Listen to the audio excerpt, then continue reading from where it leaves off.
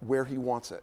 The one place he hasn't gotten his way yet is the dollar. And I think fundamentally our structure is good enough that those who are calling for a weaker dollar may have to wait a much longer time than they thought. So a stronger dollar has big asset allocation implications. And I think that's something that really does affect investors. What do you think of the strong dollar that we've had? Well, I think it makes sense given the fact that relative growth here has been better. The downdraft in the U.S. may just be to trend growth, may just be to 1.8 to 2%, whereas in Europe you've clearly seen it's been much below that. Japan's been much below that. The Chinese numbers have not shown you any strength.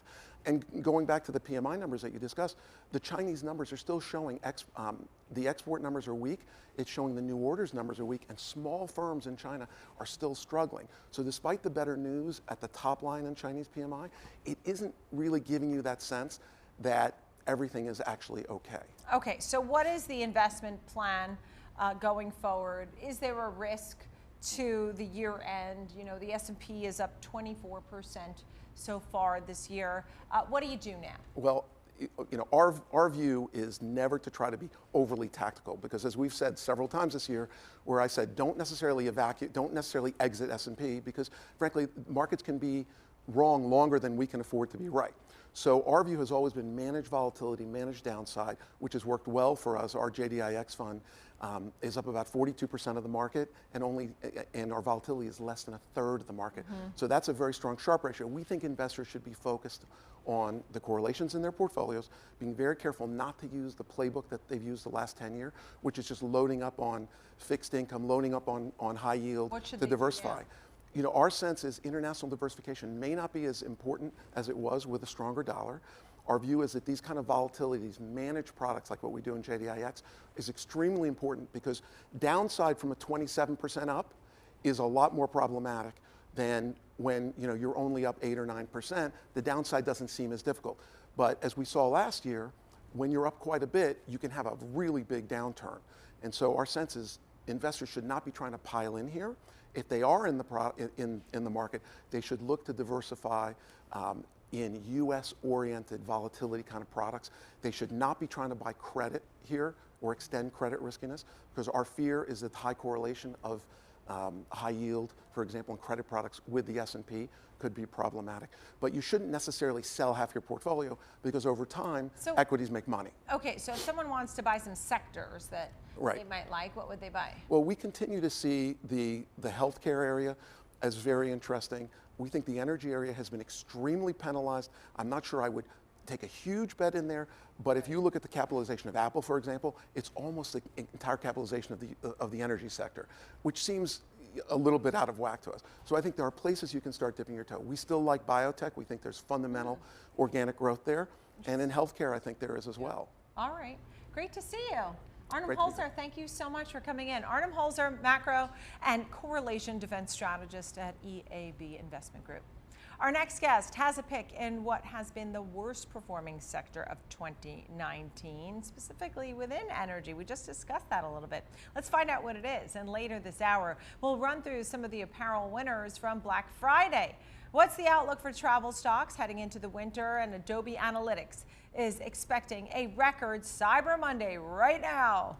Well, we'll tell you what some of the top selling items have been so far. Keep it right here on the watch list.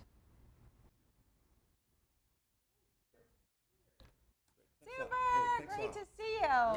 I love this sweater shirt look. You know what? I love it, and I love the color. Thank you. I love the color. I'll let my wife know. Yeah, no, I love it. I think it's great. It's like perfect, like for this weather, you know. Well, thank you so much. We're only a couple blocks away. I'll always do it. Don't worry. Hey, man, good to see you. Oh, I appreciate it. Hello. Hi. How are you? Good. Happy nice to see Thanksgiving. you. What's going on? Do you have a happy Thanksgiving? A great Thanksgiving. I can just leave it here. Thanks. Ate way too much food. Oh, yeah? All right. Well, I guess it could be worse, right? Yeah, I guess it could be worse. It's one day, only a couple days after, maybe 4 days What did you after. do? Did you host? No, I went to my stepbrother's house in Scarsdale. It was fun. Nice. Yeah, good. It was fun. Good. They do a nice job because they do flag football. Yeah, wow. He has like a tremendous, ridiculous house. Okay. So yeah. That makes it great for the kids. Sure. They, play billiards and pinball. Yeah, and yeah. He has an indoor basketball court. Wow. So. That works. When they're really bored, then they leave us, dump us, and go. So I know you picked Chevron. Yeah. It gives me the opportunity to mention that Bank of America picked Exxon today. Okay, sure. As the top pick. Okay. Saying that it can rally almost 50%. Okay. I don't know if I could talk Exxon. No, you don't have to. compliance You issues, can just but- say, you know, I'm not saying it is or isn't a great pick, but Yeah. I know that after looking at all of them, we chose Chevron. Right? Yeah, If you want to tiptoe around it. Yeah, But I got to figure that out. I just wanted to give you a heads up. Okay. I don't know. No. I like the idea. I have to figure out how to word it so my compliance department. Yeah, exactly. That's why I give you a heads up. All problem with right. big See how firms. nice I am? I love you so much. Not always this nice, I you know, know. I Don't appreciate get it. used to it. I'm Greek, so you have to be. All right. 10, 9, 8, 7, 6, 5, 4. It's still portfolio manager, Tocqueville Asset Management, right? That's new. Let's take a look at some of the biggest movers in the market right now. Check out Spirit Airlines, up almost 2% after getting a price target raised to $50 from $41 over at Buckingham. We'll have more on the airline stocks later with Ivan Feinseth in our show. Altria stock up over 1%, getting a buy rating from Citigroup. And here's a look at Apache, down 14%, hitting its lowest price since 2001 after the company's update on South American oil exploration disappointed investors. And you can see Sprint stock is down 4% ahead of the beginning of the federal trial on whether its merger with T-Mobile can actually proceed. Here's a look at Bitcoin. Well, that's getting hit. That's down about 6%, sitting right now at 73.05. Now, let's get right to John Petrides, portfolio manager at Tocqueville Asset Management, taking a look at a market that, what a great run it's been, but Friday we pulled back a little bit. Today it's the second down day. Does the rally fizzle? I think we stay in a trade range from now until the end of the year. I mean, the Fed has laid its framework for interest rates. Earnings have come in better than expected. I think the one variable could be that December 15th trade tariff date, where the U.S. is supposed to impose more tariffs. If the president doesn't back down from that, that could cause some more volatility into the market. But otherwise, I think we're going to stay range bound till the year end. Yeah, and I'm not surprised to hear that. If we could stay range bound, I think people would be happy because then they could sort of, you know, take the profits that they've seen thus far. It's been an unbelievable year. And when you look at the major averages, everything really has participated. I mean, there's some that maybe sort of dwindled. Yeah, and it's the 11th time since 1926 that you have large cap stocks, long dated investment grade bonds, and gold up more than 5% throughout the course of 1 year, right? So the idea is you're supposed to diversify into stocks, bonds, and gold accordingly, right? And the idea is when one goes up, the other one goes down. But this year, basically all tides have risen on the back, really, of global central banks printing money. Yeah, so that's what really is year. amazing. That's the amazing part. And what about the international? So I know you think that international stocks have a chance for 2022. Should we put some of that into our portfolio? Yeah, I mean, assuming that we move in the right direction on trade tariffs and that continues to move in a positive way, I think international stocks could have the chance to outperform domestic in 2020. You know, there's been a lot of the U.S. dollar has been a very strong asset class over the past couple of years. But now with the Fed on hold with raising interest rates, and if we get political risk introduced into the U.S. on the outcome of whatever the presidential election could be in 2020, investors could say, hey, wait a minute, time out. You know, international stocks are significantly undervalued relative to domestic. Maybe we should bid up there and increase portfolio. So I do think for the Supreme Court or wherever the next step for conviction, does President Trump back out and do what President Nixon did? You know, there's so many variables going on. Yeah, exactly. On the Democratic side, I don't even want to speculate. I mean, it's early, just but again, that's going to be the issue in 2020. Okay. And then when you talk about investing, I mean, you always like to waiting for some sort of reversion to the mean. So there's nervousness with volatility on the stock side. So where does that lead you? If you're in retirement and you're living off the cash flow of your portfolio, you want those dividend, high quality producing securities. So that's where our enhanced income strategy comes into play. Yeah, and I know in doing that and looking closely, Chevron came up in the pool there to represent that. Yeah, energy has been the worst, if not one of the worst performing sectors in the S&P 500. So when we look at that group and try to find value, Chevron looks really attractive. It has the highest quality of its balance sheet relative to the other super majors, the largest cap companies, and has over a 4% dividend yield with a company that since 2016 has been throwing their cash and committing to returning cash to shareholders.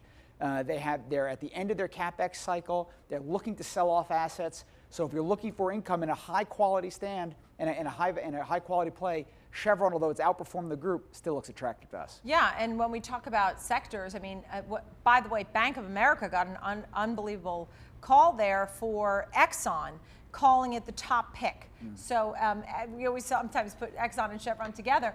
Exxon got this top pick call from Bank of America saying that it can rally almost 50%.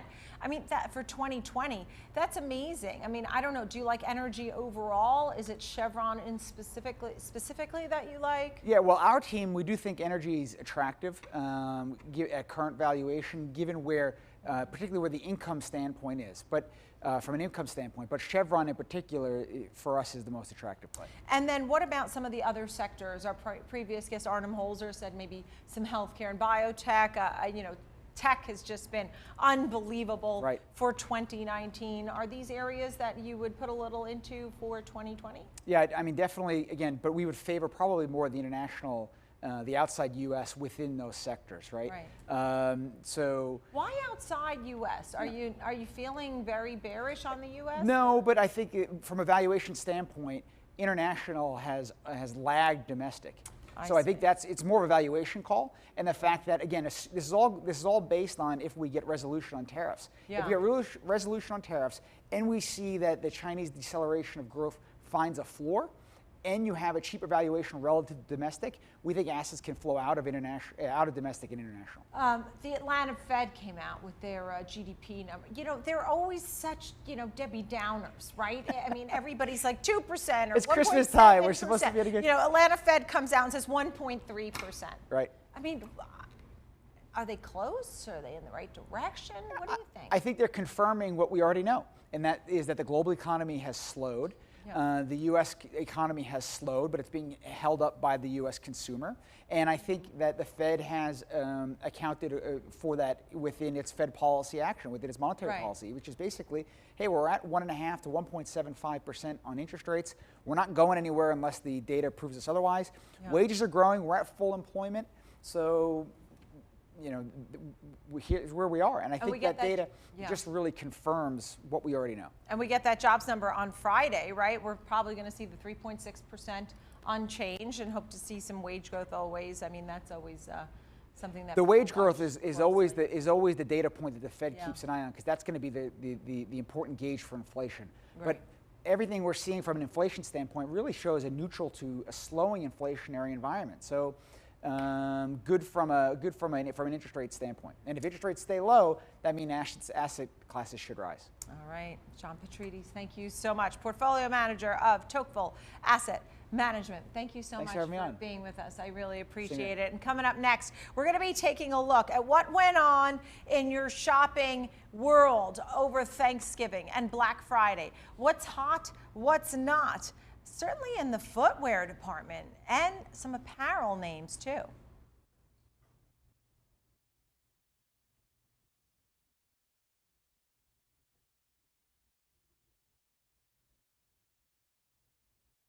Yeah, it's the second time today.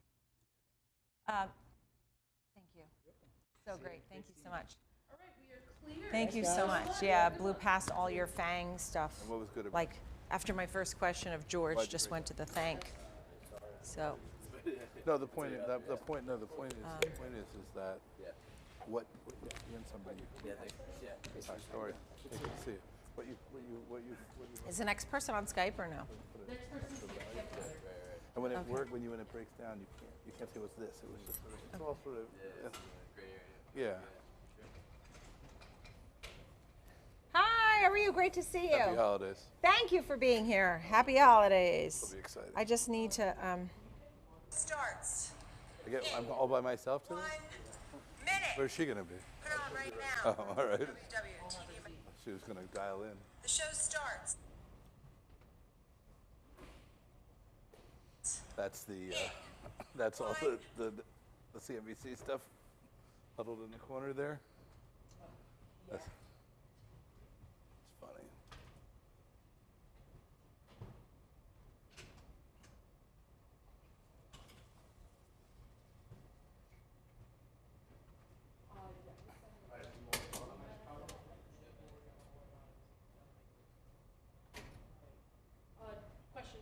Yes. your notebook, it's upstairs? It's on my desk. The big spiral, the 5-subject notebook. Okay, perfect. I need it the next break. I don't need it right now. 30 seconds. 30 Oh. seconds, yeah. Oh, so I'll just. I sent out that tweet. Don't like 5, it's like 90. We have 90. Okay. Sorry, I just heard 30, and so I sent out a half-assed tweet. You bought me extra time. I could have done a better job. Oh, 15 seconds, so we're back. All right, Sam, we got lots to talk about. 8, 7, All things shopping, right? Where am I looking? You? You look at me, Yep, All right. right at her. okay? 2, Lots of red, but I know everybody was shopping. Welcome back. I'm Nicole Petalides, live here at the NASDAQ. You are tuned in to the watch list. Holiday shopping season officially here, underway. To discuss what to expect in the apparel sector, I'm joined by Sam Poser, research analyst at Susquehanna Financial Group. It's great to see you. Thanks for having me. So far, so good. We're already getting in some record numbers. What are you finding so far? I'm finding that it's a lot of have and have-nots going on. There's record numbers for those brands or retailers that are pleasantly surprising the consumer. Other places are busy or giving great big discounts, but that's not the best way to do it. Right, I saw some computers and toys and things like that were actually heavily discounted. I mean, we certainly have the rise in e-commerce, and that makes a big difference too. Correct. I mean, I think what we saw was a lot of people shopping on Thanksgiving Day online. I think that a lot of people were shopping yesterday and today, of course, with Cyber Monday online. Yeah. And then I think it was a mix. The thing is, because there's less time between Thanksgiving and Christmas this year, we were picking up a lot that Black Friday was good, but the Black Friday sale started early. They had to, right? So, right, to make up the time. So it's hard to judge, but I mean, clearly, like Lululemon was packed. I mean, they Yeah, had let's start with that one. I mean, first of all, I love Lululemon. Don't own the stock, but have many, many pieces, apparel pieces from Lulu. What are they doing right? Well, I mean, what they were doing right. They did have a sale going on. I think they did pull their warehouse sale, from what I understand, this year. So they used this to move a lot of their last season's product as well as some fashion colors. But I mean, people were buying other than that, and they were managing it very well. I mean, from getting into the fitting room to the checkout lines to answering questions, they were fully staffed and fully engaging. That is so important. And that is, I mean, I think that is the most important thing going on element. right It now. is, because just like people leave a website that's delayed, they're going to leave a store where they're not getting help or the line is way too long. Or they're right? just not they're treated. Just frustrated. I mean, they can have a long line, but if they know everybody's working really hard, they're going to wait. Right. But if they feel like, oh, it's over there. Yeah. Forget it. I'm going over there. Right, and actually I heard at least one analyst talking about Mall of America and saying that the Lululemon store in particular had heavy foot traffic. Right. So jam-packed, But we so that's picked a it. great We were sign. in 3 stores on Black Friday. Oh, yeah? And saw it. I was in Roosevelt Field, and my associates were in Short Hills and Freehold Mall, and we were all seeing the same thing. Oh, that's interesting. So was there any duds before I get to some of the other winners? Duds. I mean, like, I wasn't following everybody, so Right. I don't want to. But it's not like you heard, oh my gosh, this one's been epic. No, I mean, Right. no. I mean, I can say that I had some personal experiences that were less than stellar. Right, and over the department weekend. stores are generally under pressure. What I mean, about Macy's Uggs? was really busy. Yeah, and they own Bloomingdale's, which I Right. love. What about the UGG footwear, apparel? Like, everybody loves I mean, Uggs. UGG seems to be just fine. I mean, what they did very well was that they had a promotional item, and they had different promotional items for each retailer. So, for instance, Macy's had a current boot that was made for the event. I think Zappos had a separate one, and we saw a different neat. one at Nordstrom. And then it appeared that on the UGG website, it consolidated those items as sale, but they were designed specifically for the individual retailers. And as my wife said, it was like bananas. They're bringing people in for the bananas on sale, and then they buy the regular price stuff. And that was clearly what was going on. And we definitely noticed that at Nordstrom, where everybody was poking around the sale booth, but then they went to the they would pick up classics and other they went to stuff the too, slippers, right. and they were buying the regular price merchandise. Right, and Deckers, the parent company of Uggs. And then what about Steve Madden and Blondo? Well, Steve Madden, I mean, getting floor space everywhere. There was some promotional activity going on, but it was very selective. And it was being picked up at Macy's, at Nordstrom. Their own stores were very busy. And as far as Blondo goes, that's owned. Is that also footwear? I don't know Blondo. Blondo is a waterproof boot company, originally from Canada. Steve Madden bought them a few years ago, doing exceptionally well. So that would compete with Hunter boots, for example, It's right? more dressy. It's up against La Canadienne and a few others of the sort of dressier waterproof boots. So it's not your rubber boot. It looks like a boot you would wear with what you're wearing now, but you could also walk out in the slosh and. So when the research is all said and done, you know, today is the end of the first stint. Correct. Right, because there's the Thanksgiving into Black Friday, Cyber Monday, and then there's usually a lull. When the research is done, what do you think is going to be the takeaway? That so far so good, or is it? I think so far so good. I mean, it happens to be that tomorrow the New York Shoe Show begins, so we're going to get a lot more data this week as to where people's heads are at in that regard. So, well, I mean, if you're talking about shoes, did you see that Manolo Blahnik's, and that's not publicly traded, only store in New York in the United States of America on 54th Street closed? I mean, what does that mean? Is that to their demise here, not having that store? Is it good for maybe department stores? I don't think it means much of anything. I think it means that probably the landlord decided to raise the rent a lot. And what about the luxury goods versus the discounters? It's this. Well, the discounters are doing very well. I mean, if you look, I mean, we've been in TJ's and Marshalls and other stores of late. They're very busy. They're getting very good product. Right. But again, it's nothing's that cut and dry. It's, are you doing things to engage and surprise your customer, and are you staying slightly ahead of them? That's the key, and it doesn't matter if you're a moderate retailer or a moderate brand or a luxury brand. It's all the same rules apply across the board. Yeah, and you know what it does show? That the consumer is there, but the consumer is just picky. The consumer is beyond picky right now. The amount of information that they have at their disposal is mind-boggling, and those retailers and brands that respect that, really, they're the winners at the end of the day. There you go. Sam Poser, research analyst at Susquehanna Financial Group. Thanks for joining us on the show. Still ahead in the second half of our show. It's 3 weeks until Christmas. Any travel plans? We're talking airlines, travel agencies, cruise liners. That's coming up next. And as we head to break, take a look at some of the winners and losers on the S&P 500, which is down almost 0.75%.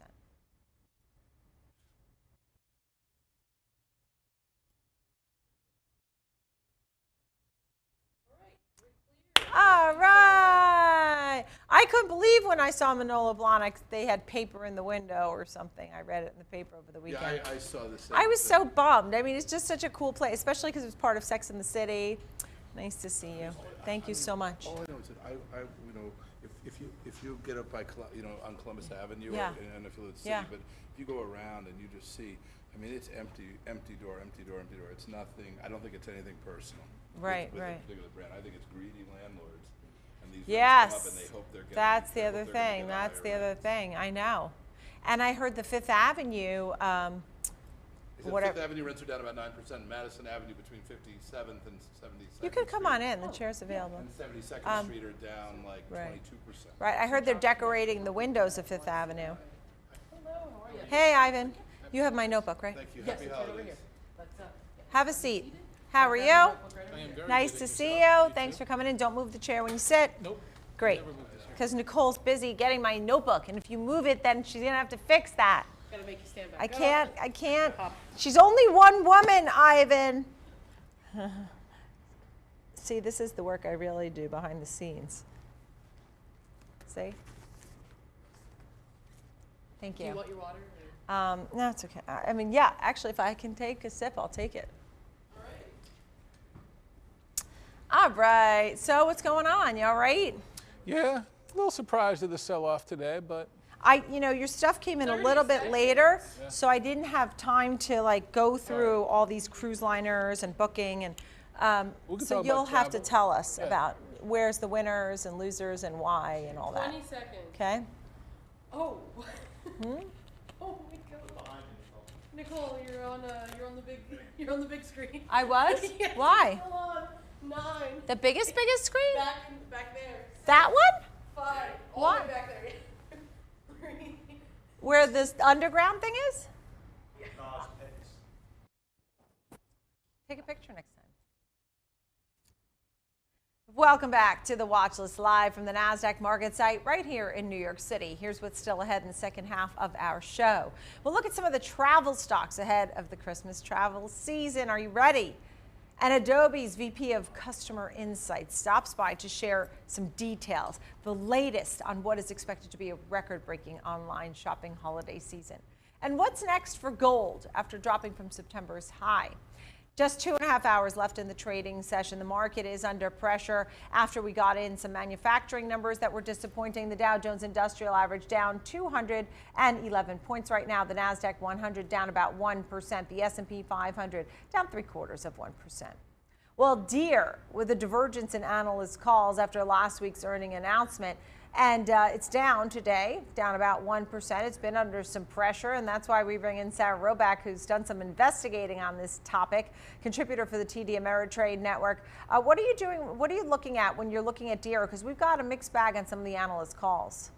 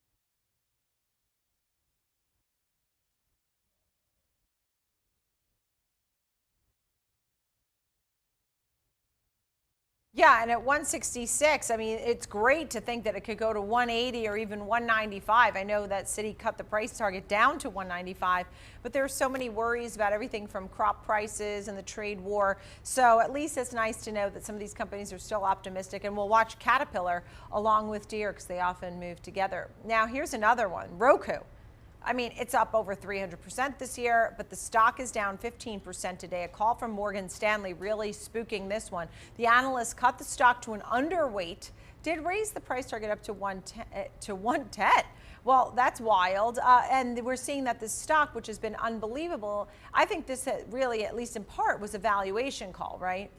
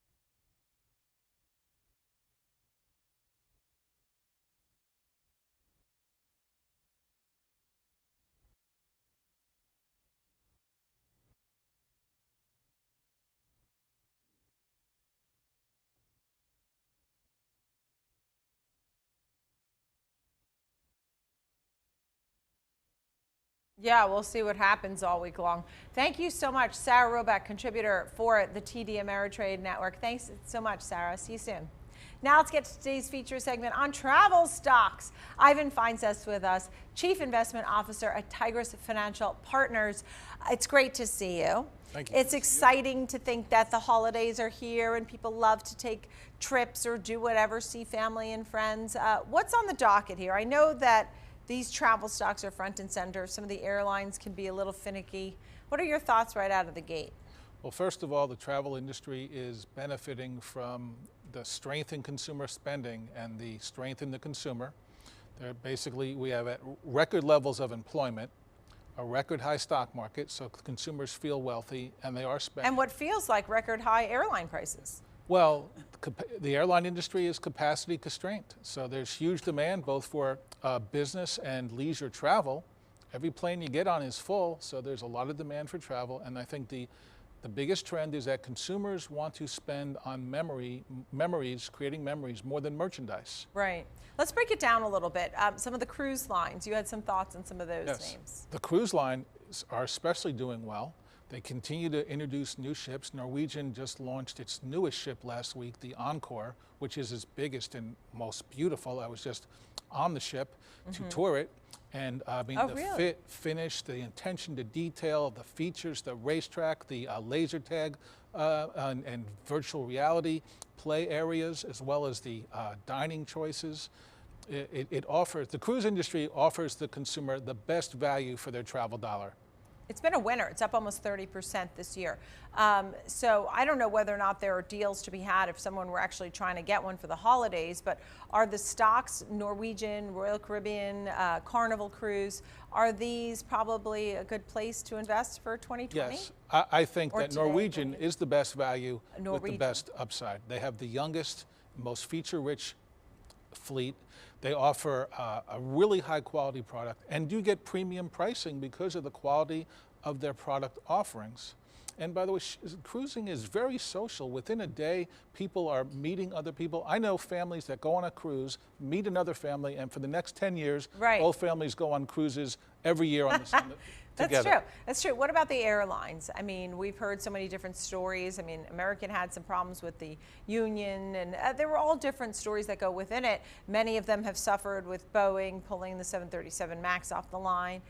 Your thoughts on the airlines? They've had a lot of issues. Yeah. The loss of the 737 MAX has been really detrimental, yet the demand is so strong and the capacity is so constrained that they've maintained pricing power, and every plane you get on is full.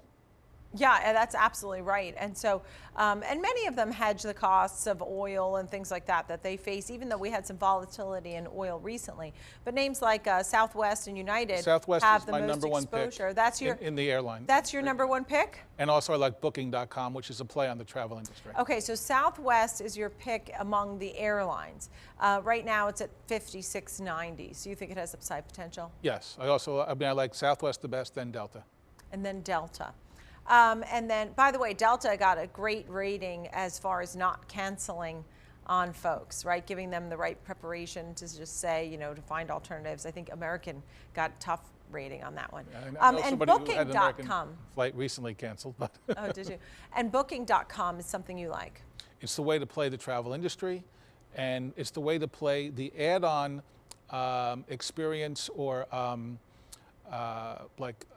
other travel activities to your trip. I see. And they also own OpenTable, which is a great service That platform. goes to your experience theme, Yes. that it's not just the trip, but it's all the add-ons. Yep. One thing that we found during earnings season is TripAdvisor and Expedia both got hit very hard, and that was because Google actually had a competitive advertisement near their advertisements above or below or something like that, that was detrimental to their numbers. In fact, showing free trips or free opportunities, which made it harder for TripAdvisor and Expedia. And I don't think there was actually a fix for that. Well, there are issues and ways that the industry can game Google AdWords and rankings and search rankings, and there is a process to optimize it. And Google does, they do get money every time you click through. So it's about paid clicks and who's paying them the most and who has the best partnership with Google. With the Boeing story, we don't really know what happens with the 737 MAX when it comes back online. Most people believe it will. Now they're going to be running the human factors testing. That's the next phase of what's happening with this. Any thoughts on Boeing?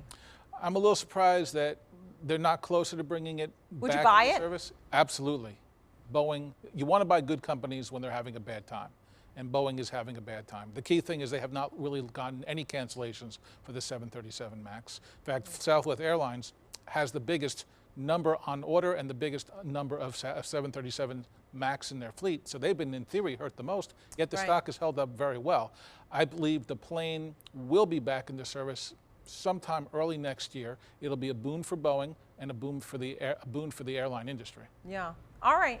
Great to see you. Ivan too. Feinseth, thank you so much for being with us, and I hope everybody enjoys their travels. Chief Investment Officer at Tigris Financial Partners, thanks for joining us on the show.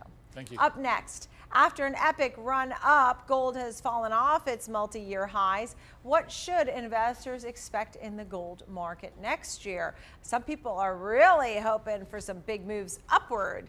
Keep it right here on the watch list.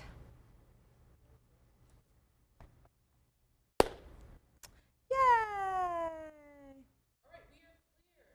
Great. You're staying there for this next slide. Okay. Thank Have you you. seen The Irishman? No, No? but I am dying to see it. I mean, I heard you have I've to been see it. talking about it for Yeah, 2 years. that you have to see it in it's a parts because 1-minute it's so long, you know? I saw it once in the theater Oh, yeah. and once on. Did you love it? I loved it. You loved it. All right, so there you go. 3.5-hour movie. Are we Loved doing everything. Craig Hemke now instead of John? Is that what's happening? Also, can I have a sip of water? And I think you have like 30 seconds, Ivan. Sorry, there's like 50 people talking, but you see that screen where it says store? Oh, yeah. It was just camera one. It was really?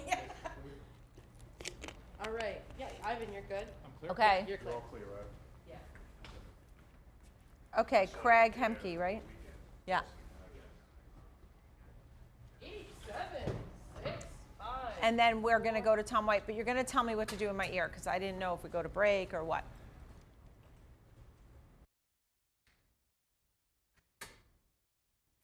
Well, stocks have been rallying the last 3 months, no doubt, and gold has fallen 6% since hitting its high in 2019, that high of 1566. And